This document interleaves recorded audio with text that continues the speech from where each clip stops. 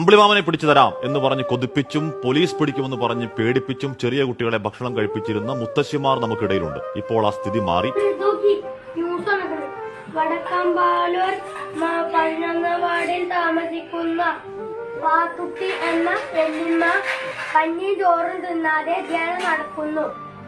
അതിനെ തുടർന്ന് ബന്ധു വീട്ടിലെ ഒരാൾ കേസ് കൊടുത്തു.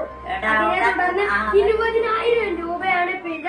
മുഖ്യമന്ത്രി പിണറായി വിജയൻ പറയുന്നു, കഞ്ഞിയും ചോറും തിന്നാത്ത വെല്ലിമാരെ ജയിലിൽ കുടിച്ചിടണം.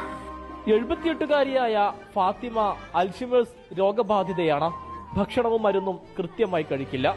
അലി ജവാദിനെ ഉമ്മ സുലൈഖ വല്യമ്മയെ നോക്കാൻ ഏൽപ്പിച്ചതായിരുന്നു.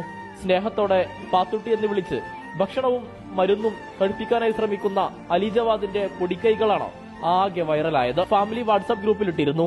എങ്ങനെയോ പുറത്തുപോയി വൈറൽ.